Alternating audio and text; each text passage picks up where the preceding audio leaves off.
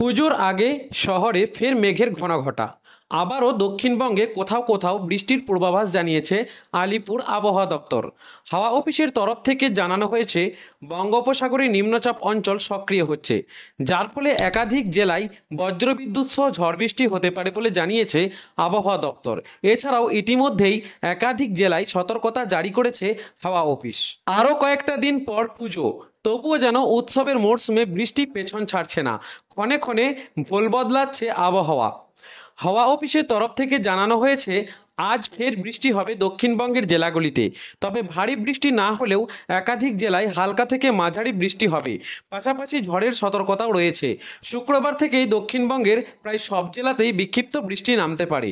এছাড়াও আলিপুর আবহাওয়া দপ্তরের তরফ থেকে জানানো হয়েছে যে বর্তমানে জোড়া ঘূর্ণবার্ত এবং মৌসুমী অক্ষরেখা সক্রিয় রয়েছে। এই দুইয়ের জেরে রাজ্যের অধিকাংশ জেলায় ঝড় বৃষ্টির পূর্বাভাস রয়েছে, আর এই বৃষ্টি চলবে আগামী সপ্তাহের সোম মঙ্গলবার পর্যন্ত। তারপর থেকে আবহাওয়ার উন্নতি হবে। যদিও শনিবার পর্যন্ত দক্ষিণবঙ্গের 12 জেলায় বজ্রবিদ্যুৎ সহ বৃষ্টির সম্ভাবনা বেশি থাকবে। তার মধ্যে বৃষ্টির সঙ্গে বইবে ঝড়ো হাওয়া। এই তালিকায় রয়েছে পূর্ব ও পশ্চিম বর্ধমান, বীরভূম, মুর্শিদাবাদ, পুরুলিয়া, বাঁকুড়া, উত্তর ও দক্ষিণ 24 পরগনা।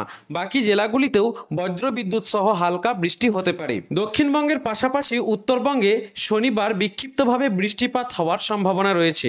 শনিবার উত্তরবঙ্গের দার্জিলিং, জলপাইগুড়ি, কালিম্পং, আলিপুরদুয়ার, কোচবিহারে বৃষ্টির সম্ভাবনায় হলুদ সতর্কতা জারি করা হয়েছে।